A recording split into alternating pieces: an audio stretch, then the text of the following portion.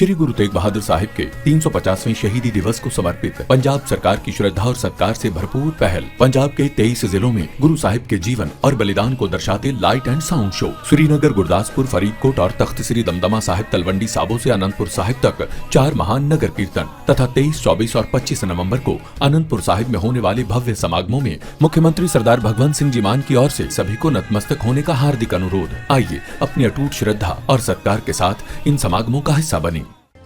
सत्ता में, लेकिन आइए अब बात करते हैं chief justice of India BR गवाई की, जो रिटायर हो रहे हैं और अब 24 नवंबर को जस्टिस सूर्यकांत देश के अगले मुख्य न्यायाधीश पद की शपथ लेंगे। लेकिन इससे पहले विदाई भाषण में जस्टिस गवाई ने अपने कार्यकाल की चर्चा करते हुए एक ऐसी बात कह दी जिस पर सियासत का बुलडोजर स्टार्ट हो गया है। जस्टिस गवाई ने बुलडोजर न्याय के खिलाफ दिए गए अपने फैसले को सबसे अहम बताया और ये कहा कि बुलडोजर न्याय कानून के शासन के खिलाफ है। किसी व्यक्ति पर अपराध का आरोप लगने या दोषी ठहराए जाने के कारण उसके घर को कैसे गिरा सकते हैं, उसके परिवार और माता पिता का क्या दोष है। जस्टिस गवाई ने यह कहा कि आश्रय का अधिकार एक मौलिक अधिकार है। आपको बता दें कि पिछले वर्ष जमीयत उलेमाए हिंद की ओर से एक याचिका दाखिल की गई थी जिसमें कहा गया था कि कुछ राज्यों में खास समुदाय को निशाना बनाकर बुलडोजर एक्शन किया जा रहा है। सुनवाई के बाद सुप्रीम कोर्ट ने याचिका पर फैसला सुनाया था और यह कहा था कि घर सबका सपना होता है, ये बरसों का संघर्ष है और सम्मान की निशानी है। अगर घर गिराया जाता है तो अधिकारी को यह साबित करना होगा कि यही आखिरी रास्ता था। सुप्रीम कोर्ट ने बुलडोजर एक्शन पर टिप्पणी की थी कि ऑफिसर इस तरह से न्याय देने का काम नहीं कर सकते, वो कोर्ट के फैसले से पहले खुद को जज नहीं बना सकते। सुप्रीम कोर्ट ने बुलडोजर एक्शन को लेकर गाइडलाइन जारी कर दी थी। ये कहा था कि शो कॉज नोटिस के बिना तोड़फोड़ नहीं की जाएगी। नोटिस में ये बताना होगा कि क्या अवैध है और इसके लिए क्या कागज चाहिए। गाइडलाइंस के मुताबिक नोटिस के बाद प्रॉपर्टी मालिक का पक्ष और तर्क अधिकारियों को सुनना होगा। पूरी प्रक्रिया के बाद ही प्रॉपर्टी गिराने का ऑर्डर दिया जा सकता है। सुप्रीम कोर्ट ने यह भी साफ किया था कि गाइडलाइंस का पालन नहीं हुआ तो दोषी अधिकारियों के खिलाफ अवमानना का केस होगा। यानी 13 नवंबर 2024 को दिए गए इस फैसले में सुप्रीम कोर्ट ने सीधे बुलडोजर एक्शन पर रोक लगा दी थी। अब इसी फैसले को रिटायर होने से पहले CJI गवाई ने सबसे अहम फैसला बताया है। A bulldozer justice judgment, properly known as I said in Shushu's one of the Friday lectures, that normally a credit of the judgment goes to the author, but it's not correct. Behind a judgment, one judgment, many minds work. It's a cumulative effect of the hard work undertaken by all the judges, their law clerks, the researchers.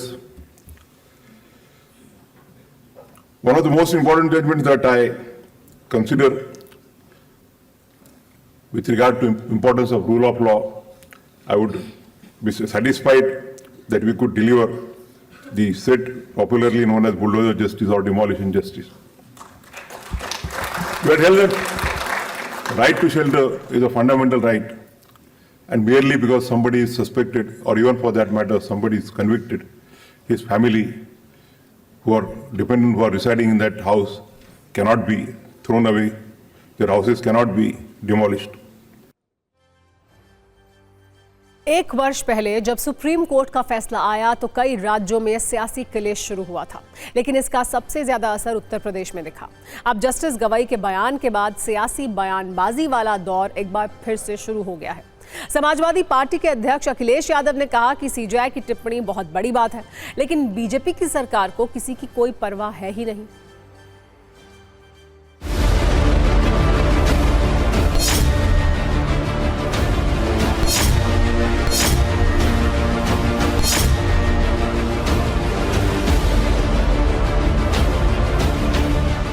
जागरूक पत्रकार जो आगे बैठे हैं, इन्होंने अभी chief justice of India के बारे में कहा कि वो समय समय पर बुलडोजर का जो तरीका है, बुलडोजर संस्कृति के खिलाफ है।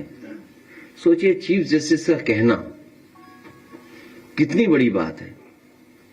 तो जो सरकार सेंसिटिव होती है, जो कॉन्स्टिट्यूशनल वैल्यूज को समझती है, डेमोक्रेटिक वैल्यूज को जो समझती है, वो सरकार अपने आप सुधार ले आएगी।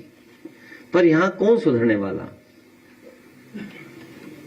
उन्हें क्या परवाह है संविधान की, कानून की, चीफ जस्टिस की? किसी की परवाह नहीं है, किसी की परवाह नहीं। सच्चाई तो ये है, किसी की परवाह नहीं है। और वो ये चाहते हैं कि जनता लड़ जाए उनसे सीधी, फिर वो पुलिस से कार्रवाई करा दें। आप उनकी रणनीति समझिए, खुद गलत काम करते हैं। जब आप गलत काम का विरोध करोगे तो पुलिस से आप पे मुकदमे दर्ज करा देंगे। ये नया मॉडल है भारतीय जनता पार्टी का काम करने का।